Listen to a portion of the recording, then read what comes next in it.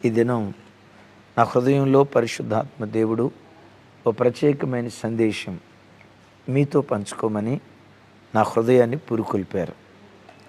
క్రైస్తవ జీవితంలో క్రైస్తవుడు ఎదుర్కొనే శ్రమలో ఆశీర్వాదం కొరకు వచ్చాయే కానీ అంతం కొరకు, నాశనం కొరకు, పతనం కొరకు ఎంతమాత్రం వచ్చినవి కాదు. ప్రతి క్రైస్తవుని జీవితంలో ఓ దైవజనులు ఇలా అంటారు, తూర్పు దిక్కున సూర్యుడు ఉదయిస్తాడు అనేది ఎంత ఖచ్చితమో క్రైస్తవ జీవితంలో శ్రమలు, ఆపదలు, అపాయాలు, నష్టం, కష్టం, ఓటమి, అపజయం, అవమానం, నిందలు, తిరస్కారాలు, హేళన, ఎగతాళి ఇవన్నీ తప్పకుండా వస్తాయట. ఎంత ఖచ్చితం అంటే ప్రతి ఉదయం సూర్యుడు ఉదయిస్తాడు అనేది ఎంత ఖచ్చితమో క్రైస్తవ జీవితంలో కూడా శ్రమలు వస్తాయి అనేది అంతే ఖచ్చితం. ఆ దైవజనుడు చెప్తూ ఇలా అంటాడు, పడమటి దిక్కున సూర్యుడు అస్తమిస్తాడు అనేది ఎంత ఖచ్చితమో ఎదురైన ప్రతి కష్టం, ఎదురైన ప్రతి శ్రమ, ఎదురైన ప్రతి బాధ, ఎదురైన ప్రతి నింద, తిరస్కారం, అవహేళన, ఎగతాళి ప్రతిదీ నిశ్చయంగా అస్తమిస్తుంది అనేది కూడా అంతే ఖచ్చితం. ఏ శ్రమ తమ్ముడా నీ మీద నిలవదో కొన్ని రోజులే ఉంటుంది. కొన్ని రోజులే ఆపదల మధ్యలో నువ్వు నల్లగొట్టబడతావు. కొన్ని రోజులే ఈ నింద ఏది నీ మీద నిలిచి ఉండదో మబ్బు దాటి వెళ్ళినట్లుగా నీ ప్రతి శ్రమ యేసు నామములో నేను దాటి వెళ్ళునుగాక. అయితే సుమి, ఈ దేవుడు శ్రమలు రాకుండా ఆపడు కానీ, ఆపదలు రాకుండా ఆపడు కానీ ఆ శ్రమల మధ్యలో ఎలా ధైర్యంగా బ్రతకాలో ధైర్యాన్ని నేర్పుతాడు ఈ దేవుడు. రెండవది, శ్రమ కాలం తీరిన తరువాత శ్రమ నొందిన ఏండ్ల కొలది సమృద్ధిని దేవుడు అనుగ్రహిస్తాడు. బైబిల్లో మీకు ఒక దివ్యమైన మాట మీకు జ్ఞాపకం చేస్తాను. చూడండి, దానియేలు గ్రంథం 3వ అధ్యాయం 25వ వచనం. నేను 4 మనుషులు బంధకము లేక అగ్నిలో సంచరించుట చూచుచున్నాను. నాతో కలిసి ఈ మాట చెప్పండి, అగ్నిలో సంచరించుట చూచుచున్నాను. ఇంకోసారి చెప్పండి, అగ్నిలో సంచరించుట చూచుచున్నాను. ఏమండి, అగ్నిలో ఆ 4 కాలిపోవుట చూచుచున్నాను అని రాయాలి, అవునా కదా? అగ్నిలో ఇనుమేసినా ఇనుము కరిగిపోద్ది, బంగారం వేసినా బంగారం కాలిపోద్ది, ఎత్తడేసినా ఎత్తడి కాలిపోద్ది కదా? ఏదేసినా కాలి కరిగి మరుగైపోద్ది. నేనంట, ఇనుమే కరిగిపోతే ఇనుము బలమైనదా, మానవ చర్మం బలమైందా? చెప్పండి. ఇనుము బలమైందా అగ్ని ఎదుట? మనుషుని వెంట్రుకలు బలమైనవా? ఇనుము బలమైనదా? వారి చేతులకు వేసిన తాళ్ళు, వారు ధరించుకున్న వస్త్రాలు అగ్నిలో కాలకుండా ఉంటాయా? నేనంట, అసలు వాస్తవంగా ఇక్కడ రాయాల్సిన మాట, వాస్తవంగా జరగాల్సింది, అగ్నిలో ఆ 4 కాలిపోవుట చూచుచున్నాను అని రాయాలి. కాలిపోవుట చూచుచున్నాను అని రాయకపోగా సరే అగ్నిలో నడుచుచున్నారు అని అంటే కొంచెం పర్వాలా. ఏమని రాస్తుంది? అగ్నిలో సంచరించుచున్నారు. నడుచుట వేరు, సంచరించటం వేరు. విన్నారు కదా? నడుచుట వేరు, సంచరించటం వేరు. సంచరించటం అంటే ఇటు అటు యథేచ్ఛగా తిరగటం, యథేచ్ఛగా ఇటు అటు కదిలాడటం, దాన్ని సంచరించటము అంటారు. విచిత్రం, కాలిపోవలసిన వారు కాలిపోల, అగ్ని మంటల్లో సజీవంగా ఉన్నారు. తమ్ముడు, చెల్లి, నీ జీవితంలో ఎన్ని అగ్ని మంటలన్నా రాని, వాస్తవంగా షడ్రక్ మెషక్ అబేద్నెగోల జీవితంలో ఎదురైన అగ్నిమంట ఒక ఎత్తు అయితే, మేము దేవుని కొరకు బ్రతుకుతాం అని వాళ్ళు చెప్పినప్పుడు వారి అగ్నిమంటలు 7 అంతలయ్యాయి. విన్నారా? ఎన్నంతలు? వారి అగ్నిమంటలు 7 అంతలయ్యాయి. మిమ్మల్ని ఒక మాట అడుగుతా, మేము దేవుని బిడ్డలం సార్, మేము ఆ బొమ్మకు మొక్కం సార్, మా దేవుడే నిజదేవుడు, ఒకవేళ నువ్వు అగ్నిగుండంలో వేస్తానని చెప్పిన ఆ బొమ్మకు మేము మొక్కం సార్, మేము ఆరాధించే దేవుడు అగ్నిమంటల్లో కాలిపోకుండా కాపాడుటకు సమర్థుడు, ఒకవేళ కాపాడకపోయినా దానికి మేము మొక్కం అని డైరెక్ట్గా రాజుతో మాట్లాడారు కదా. దేవుడు ఆ మాటిని షహబాష్ షహబాష్, షడ్రక్ మెషక్ అబేద్నెగోల్ షహబాష్, మీ భక్తికి నేను మెచ్చా, బలా బలా బలా బలా, నమ్మకమైన దాసుడా, నీ భక్తికి నేను మెచ్చా, నీ భక్తికి నేను ఫిదా అయిపోయా, మీరు నా కొరకు ఎలా నిలవబడ్డారు కాబట్టి చూడండి మీ కళ్ళ ముందే మంటలు ఆర్పేస్తూ ఉన్నాను, ఆరిపోవును గాక అని దేవుడు అనొచ్చుగా. దేవుని కొరకు నిలవబడినప్పుడు వారి అగ్ని మంటలు 7 అంతలయ్యాయి. తమ్ముడు, చెల్లి, మీతో పరిశుద్ధాత్మ దేవుడు నన్ను చెప్పమని చెప్తున్న, పురికొల్పుతున్న మాట, దేవుని కొరకు నువ్వు నిలవబడినప్పుడే, దేవుని కొరకు నువ్వు బ్రతికినప్పుడే, దేవుని కొరకు బ్రతకాలని ఆరాటంతో ఆయన వైపు నువ్వు పరిగెత్తుతున్నప్పుడే కొన్ని శ్రమలు నీకు వస్తాయి. భయపడుకో. ఇప్పుడు వీళ్ళు పాపం చేసినందుకు శ్రమలు 7 అంతలు కాలేదు, దేవుని కొరకు రోషంగా నిలవబడినందువల్ల ఇప్పుడు శ్రమలు 7 అంతలు వచ్చాయి.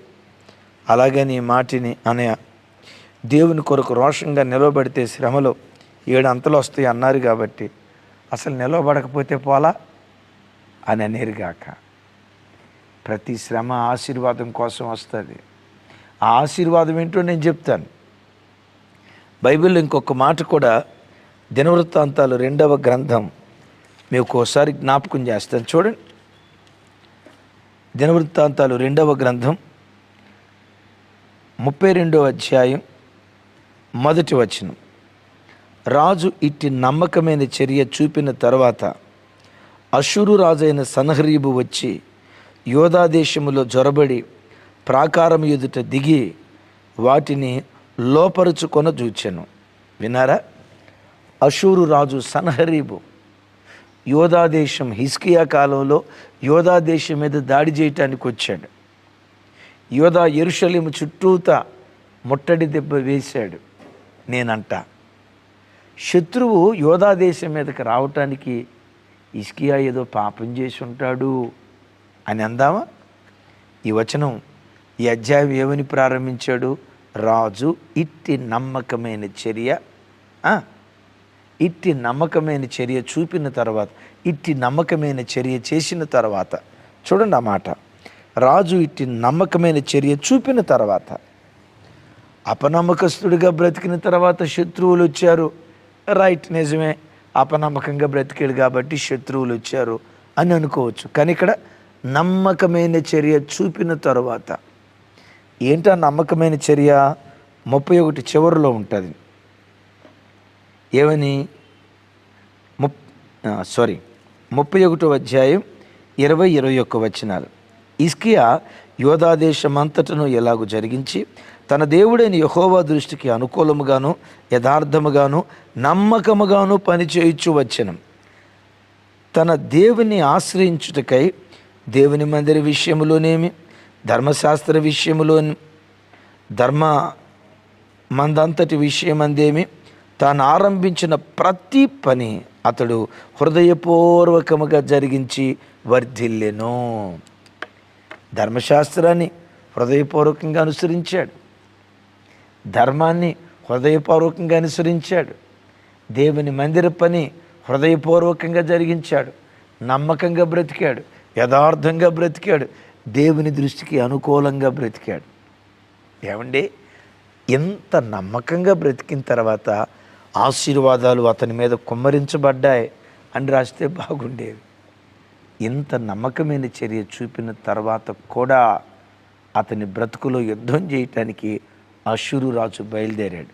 తమ్ముడు, చెల్లి, నువ్వు భక్తిగా బ్రతుకుతున్నావు, కానీ కొన్ని పోరాటాలు తప్పవు. ప్రార్థన పరురాలుగానే జీవిస్తున్నావు, మానని రోగం శరీరాన్ని వేధిస్తుంది. నీకు తెలిసినంత వరకు నమ్మకంగా బ్రతుకుతూ కలిగిన కష్టార్జితంలో 10వ వంతు దేవునికి ఇస్తున్నావు. కానీ ఎందుకనో ఆర్థిక ఇబ్బందులు తరుముతున్నాయి, వెంటాడుతున్నాయి. భయానకరమైన పరిస్థితి. దేవా, ఎందుకు ఈ శ్రమలు? నేను అపనమ్మకంగా బ్రతికేనా? నమ్మకంగా బ్రతికినా హిజ్కియాకి శ్రమలు వచ్చాయి కదా. మా దేవుడే దేవుడు, ఈ విగ్రహాలకు మొక్కం అని ప్రభు కొరకు నిలవబడినందుకు 7 అంతల శ్రమలు వచ్చాయి కదా. శ్రమలు రాకుండా దేవుడు ఆపలేదు, కానీ 7 అంతల శ్రమ రాకుండా దేవుడు తప్పించలేదు. కానీ 7 అంతల శ్రమల్లో కూడా నడక నేర్పుతున్నాడు దేవుడు. నడకే కాదు, యథేచ్ఛగా ఇటు అటు సంచరించేటట్లుగా దేవుడు చేస్తూ ఉన్నాడు. నీ దేవుడు ఎవరో తెలుసా? శ్రమల మధ్యలో పిరికి దానిలాగా పారిపోయేటట్లు చేయడు. శ్రమల మధ్యలోనే ఒకప్పుడు పిరికి దానిలాగా, పిల్లిలాగా బ్రతికిన నిన్ను పులిలాగా దేవుడు మారుస్తాడు. ప్రతి దానికి గడగడగడ వణుకుతూ ఏదో అయిపోయినట్లుగా కలవరపడే నీకు నీ ఆధ్యాత్మిక జీవితంలో అగ్ని లాంటి శ్రమల మధ్యలో కూడా బ్రతకటం నేర్పుతాడు. చావాలనే ఆలోచన రానివ్వడో. ఎందుకీ బతుకు? వేస్ట్ కానీ నేను ఎందుకీ బతుకు, నాలాంటిది బ్రతకాలా, చచ్చిపోతే పోయిద్ది అనే పిరికి పంద మాటలు నీ నోట రానివ్వడు. ఈ దేవుడు ఎవరో తెలుసా? అగ్నిమంటలు రానిస్తాడు. ఎస్, ఆ అగ్నిమంటలు 7 అంతలు అవ్వటానికి దేవుడు అనుమతిస్తాడు. ఎస్, 7 అంతలైన వాటిలో కాలిపోకుండా కాపాడుతూ, మరి విశేషంగా వాటిలో బ్రతకటం దేవుడు మనకు నేర్పుతాడు. నీళ్ళ మీద నడవటం పేతురుకు నేర్పలేదా? అదే నీళ్ళంటే నిందలు, అవమానాలు, తిరస్కారాలు, ఎగతాళులు, సూటిపోటి మాటలు, చాటు గుసగుసలు. వినండి. దావీదుకు నిందలు వచ్చాయి. సౌలు రాజు దావీదుని ఏమన్నాడు తెలుసా? ఈడు గనక బ్రతుకుంటే నీ రాజ్యానికి ముప్పు కలిగిద్దిరా యోనాతానా. వాడు నీ రాజ్యం, నువ్వు కూర్చోవలసిన సింహాసనం మీద కూర్చోవాలని ప్రయత్నం చేస్తున్నాడు, జాగ్రత్త. అందుకని దావీదు అనేది లేకుండా పోతే, అందుకని దావీదుని చంపాలనుకో. ఈ మాట దావీదుకు తెలిసింది. దావీదు ఒక చోట అంటాడు, నిందకు నా హృదయం బ్రద్దలైపోయింది. నింద నిజమే. కొన్నిసార్లు నీ బ్రతుకుల్లో హృదయం బ్రద్దలయ్యే నిందలు వస్తాయి. హృదయం బ్రద్దలయ్యే నిందలు వచ్చినా దావీదు చచ్చిపోవాలనుకోలా. వాటి మధ్యలో కూడా నీళ్ల మీద నడవటం దావీదుకు నేర్పాడు. నీళ్ల మీద నడవటం పేతురుకు నేర్పాడు. నీ దేవుడు అగ్నిలో సంచరించటం, ఎస్ అది చెప్పండి, అగ్నిలో సంచరించటం షడ్రక్, మెషక్, అబేద్నెగోలకు నేర్పాడు. అందుకనే నాకు తెలిసి 90% క్రైస్తవుడు ఆత్మహత్య చేసుకోడు. అసలు ఆత్మహత్య చేసుకోవాలన్న ఆలోచనే ఉండదు. కొన్నిసార్లు కొంతమందిని చూస్తే, అంటే దేవుని బిడ్డలు, ఒరే ఇన్ని శ్రమలున్న ఇంత ధైర్యంగా ఎలా బ్రతుకుతున్నారా? ఆ ధైర్యం దేవుడనే ధైర్యం తప్ప మా తెలివితేటలతో సాధిస్తాం అనే ధైర్యం కాదు, మా జ్ఞానంతో దీన్ని ఛేదిస్తాం అనే ధైర్యం కాదు. వారికి ఉన్న ఒకే ఒక్క ధైర్యం, ఎస్, మారా తర్వాత మాధుర్యాన్ని దేవుడు దాచుంచాడు. అరణ్యం తర్వాత పాలు తేనెలు ప్రవహించే వాగ్దాత దేశాన్ని దేవుడు దాచుంచాడు. ప్రస్తుతం గాఢాంధకారపు చీకట, రాగల కాలములో మధ్యాహ్న కాల తేజస్సులాగా మా బ్రతుకును దేవుడు మారుస్తాడు. బ్రతుకు మోడైపోయిందా? మోడు బారిన జీవితాలను నా దేవుడు చిగురింపజేస్తాడు. ఆ ఒక్క ధైర్యమే క్రైస్తవుని బ్రతికించి భయంకరమైన శ్రమల్లో కూడా యథేచ్ఛగా ఇటు అటు తిరుగుతూ సంతోషంగా బ్రతికే ఆ కృప. అగ్ని లాంటి శ్రమల్లో నడక నేర్పేవాడు నేను ప్రకటించే యేసుక్రీస్తు ప్రభు. అగ్ని లాంటి శ్రమల్లో కాలిపోలేదు, దేవుని కొరకు నమ్మకంగా బ్రతికిన 7 అంతలు అయ్యాయి. 7 అంతలు కాదు, 70 అంతలైనా. మీకు తెలుసు కదా, వారు అగ్నిమంటలో నుంచి బయటికి తీసుకొచ్చిన తర్వాత వారి వస్త్రాలకు అగ్ని వాసన కూడా అంటలేదట.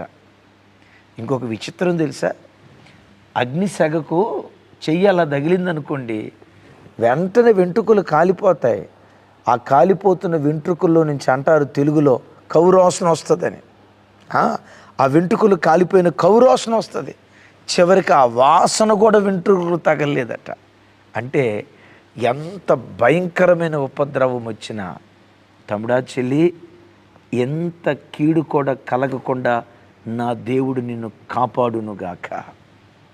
కలగదో. మోషే పొద దగ్గర చూస్తాం కదా, ఆ పొద అగ్ని మంటల్లో మండుతుంది, కానీ విచిత్రం, కాలి బూడిది కాలేదట, అది కాలిపోలేదట. ఏంటి వింత? ఇదే క్రైస్తవ జీవితంలో ఉన్న వింత. అగ్ని లాంటి శ్రమలనే పొదల్లోనే నువ్వు ఉంటావు, కానీ ఏ అగ్ని లాంటి శ్రమ నిన్ను కాల్చలేదు, బూడిది చేయలేదు, అంతం చేయలేదు. చెప్పమంటారా? నీ జీవితంలో ఎదురయ్యే ప్రతి నింద, ప్రతి శ్రమ ఆశీర్వాదం కొరకే. షడ్రక్ మెషక్ అబేద్నెగోల జీవితంలో ఏం జరిగిందో చూడండి ఒకసారి.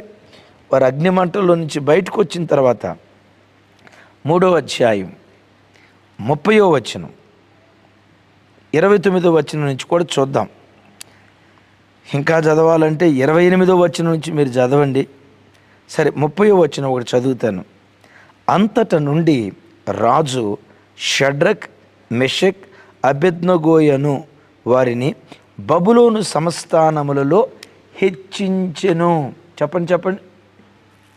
ఏం చేశాడట? అంతట నుండి. ఎంతటి నుండి? 7 అంతల అగ్ని శ్రమలు అనుభవించిన అంతటి నుండి బబులోను సంస్థానములంతటిలో చెప్పండి, హెచ్చించాడట. షడ్రక్ మెషక్ అబేద్నెగోల దేవుడే నీ దేవుడు. ఇంకో మాట అంట, షడ్రక్ మెషక్ అబేద్నెగోలులో గొర్రెపిల్ల రక్తంతో విమోచించబడిన వారు. ఈ వాక్యం వింటున్న నీవు గొర్రెపిల్ల రక్తం కంటే శ్రేష్టమైన యేసుక్రీస్తు వారి ప్రశస్త రక్తముతో విమోచించబడిన వాడివి, బహు విలువైన వాడివి. బబులోను దేశంలో అంతటా 7 అంతల శ్రమ అనుభవించిన అంతటా షడ్రక్ మెషక్ అబేద్నెగోయను వారిని బబులోను సంస్థానముల్లో హెచ్చించినట్లుగా. ఈ వాక్యం వింటున్న తమ్ముడు, ఏ దేశంలో ఉండి వాక్యం వింటున్నావు? నువ్వు బ్రతుకుతున్న దేశంలో దేవుడు నిన్ను హెచ్చించబోతున్నాడు. భరతగడ్డలో బ్రతుకుతూ వాక్యం వింటున్నావా? విను.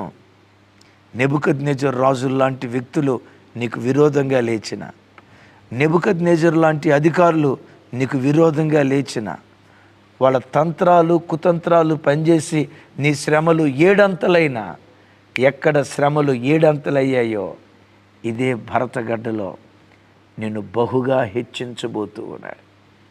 నీకొచ్చే ప్రతి శ్రమ, నీకు ఎదురయ్యే ప్రతి ఆపద, నువ్వు అనుభవించే ప్రతి ఇబ్బంది, ప్రతి శ్రమ ఆశీర్వాదం కొరకు వచ్చిందే కానీ అంతం చేయటానికి వచ్చింది కాదు. లే, ధైర్యంగా బ్రతుకు. లే, గుండె నిబ్బరంతో జీవించు. లే, షడ్రక్ మెషక్ అబేద్నెగోల దేవుడే నా దేవుడనే విశ్వాసంతో దేవుని సన్నిధిలో సాగిపో. ఓ మాట చెప్పి నేను ముగిస్తా. ప్రత్యక్ష గుడారంలో మనం అడుగు పెడితే 3 భాగాలు: ప్రాకారం, పరిశుద్ధ స్థలం, అతి పరిశుద్ధ స్థలం. ప్రాకారంలో బలిపీఠం, గంగాళం. పరిశుద్ధ స్థలంలో సముఖపు రొట్టెల బల్ల, దీపవృక్షం, ధూపవేదిక. అతి పరిశుద్ధ స్థలంలో సర్వలోకనాథుని నిబంధన మందసం. ఆ నిబంధన మందసం మీద దేవుని మహిమ ఉండేది. విన్నారా? దేవుని మహిమ ఉండేది. ఎక్కడ? లోపట అతి పరిశుద్ధ స్థలంలో. ఓ విచిత్రం చెప్పమంటారా? బలిపీఠం దగ్గర ఎప్పుడు మంట, పగలు రాత్రి అనే భేదం లేదు. మంట, నిప్పు. అతి పరిశుద్ధ స్థలంలో సర్వలోకనాథుని నిబంధన మందసం మీద మహిమ. ఈ మాటకున్న అర్థం ఏంటో తెలుసా? క్రైస్తవ జీవితం మంటతో ప్రారంభమై మహిమతో ముగిస్తుంది. విన్నారా? ప్రారంభమయ్యేది బలిపీఠంతో, అగ్ని లాంటి శ్రమలతో ప్రారంభమవుతాయి. శ్రమలు నీ ముగింపు కాదు, మహిమ నీ ముగింపుగా దేవుడు మారుస్తాడు. అటు కృప దేవుడు అనుగ్రహించినట్లుగా ప్రతి కుటుంబం కొరకు చిన్న ప్రార్థన చేస్తాను. తండ్రి, మంటతో ప్రారంభమయ్యే మా జీవితాలు నువ్వు మహిమతో ముగించే దేవుడు. ఈ వాక్యం విన్న ప్రతి బిడ్డ జీవితంలో ఈ మాట మీరు స్థిరపరచుదురుగాక. మంటతో ప్రారంభమయ్యే జీవితాలు మహిమతో ముగించబడాలి. అవును నాయన, 7 అంతల శ్రమ మా బ్రతుకులో ఎదురైనా మమ్మల్ని అంతం చేయదు, కాలి బూడిదగా మార్చలేదు. ఆ శ్రమల మధ్యలోనే నడక నేర్పే దేవుడో. వారు నడవటం కాదయ్యా, సంచరించారు అని సెలవిచ్చావు అయ్యా. ఈ మాట విన్న ప్రతి బిడ్డ ధైర్యం తెచ్చుకొని మీ కొరకు బ్రతుకుదురుగాక, ధైర్యం తెచ్చుకొని మీ మార్గంలో సాగిపోవుదురుగాక. సమస్త ఘనత మహిమ ప్రభావాలు మీకే ఆరోపిస్తూ యేసు నామం పేరిట ప్రార్థించి స్తుతించి పొంది ఉన్నాం తండ్రి. తండ్రి అయిన దేవుని ప్రేమ, కుమారుడైన యేసుక్రీస్తు వారి దివ్య కృప, పరిశుద్ధాత్మ దేవుని అన్యోన్య సహవాసం మనకు సకల పరిశుద్ధులకు సదా తోడయుండి నడిపించునుగాక. Amen, amen, amen. Thank you. ఈరోజు నుంచి యూత్ కాన్ఫరెన్స్ ఉంది. యవన బిడ్డలను పంపించండి. బహుదీవెనకరంగా జరిగేటట్లుగా మీ అందరి ప్రార్థనలో జ్ఞాపకం చేసుకోండి. కృప సమాధానాలు మన అందరికీ తోడయుండునుగాక.